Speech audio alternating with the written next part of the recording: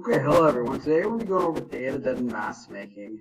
So what we have been doing, we went over scale drawing, and that's what's led us up to this project now. Before we start with this video today, what I'd like to see all of you do is pull out your notes as we did last time.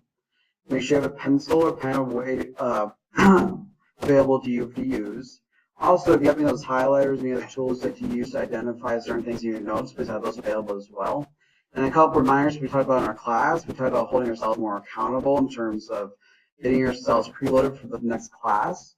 A lot of us this last time simply watched it on our phones, or we watched it just briefly in the morning before school. What I'd like to see more of us do, something we talked about, is actually watch the video and take those notes down as well. So make sure you have those notes out and you're ready to go.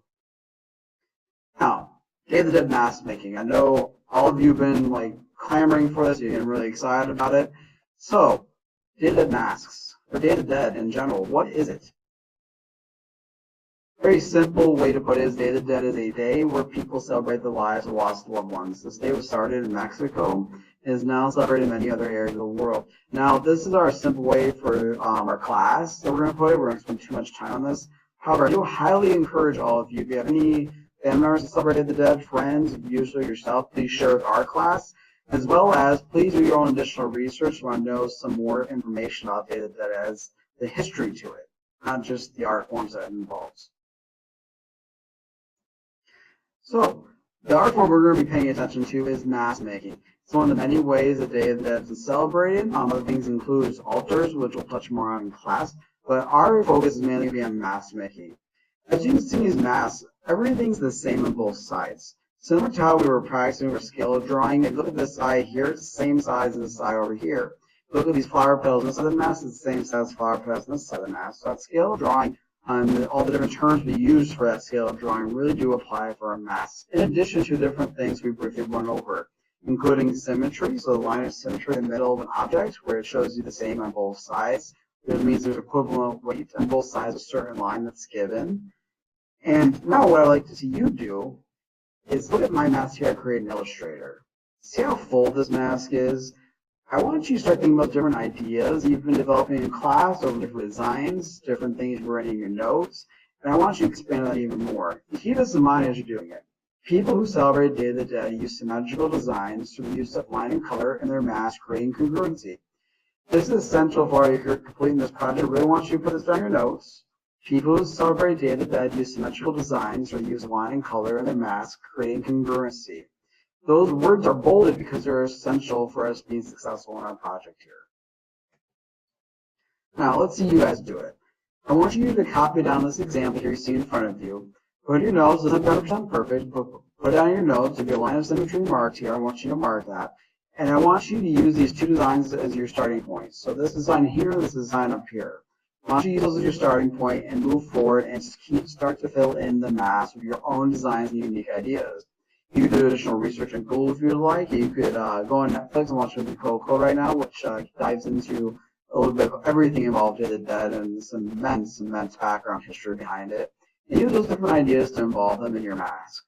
In addition, while you're doing this, I highly encourage all of you to bring in your different utensils you would like. What I mean is, like, if you have different permanent markers, you have highlighters, a certain type of colored pencils. Some I've seen students in the past is they'll bring nail polish to paint their mask. This thing you could use to render your mask. What I mean by render is color your mask and fill it in once you're done with geometric design. Please do so. The more different things you can use, the more variety of mediums as well.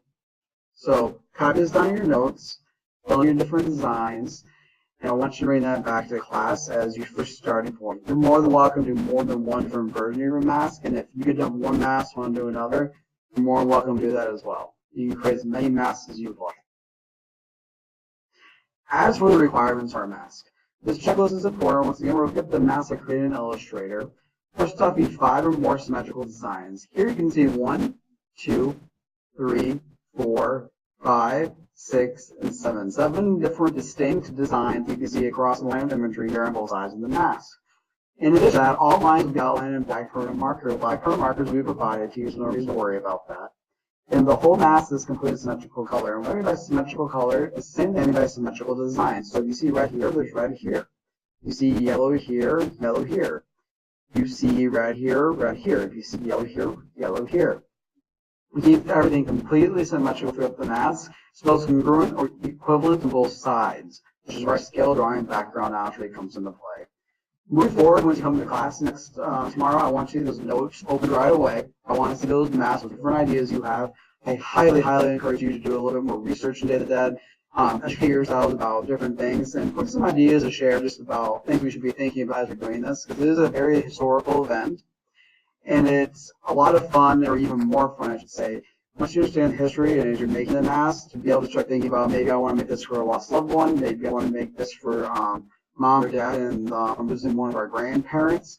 Whoever that person is to you, maybe you've lost a friend you want to make a mask for, but whoever that person is for you, use it to help drive the way you want to design your mask. Or if you don't know or have that person you can think of to make your mask, it's perfectly fine to just go for it and be like, I want to make an awesome mask, I want to be really cool with it, and pull in some different pop culture ideas. I've had several students in the past. Star Wars has been a popular thing in the past. I've had some use of different things from different horror films because of the time of the year. Now, with using any of those things, like I'm all cool with it, but make sure you're going to stick them with this whole handbook and the policies we have in place. So, can't be anything too sketch, but overall, most things are actually go for the mask. And you're always more than welcome to create more than one mask or take an additional mask home to create exactly what you want.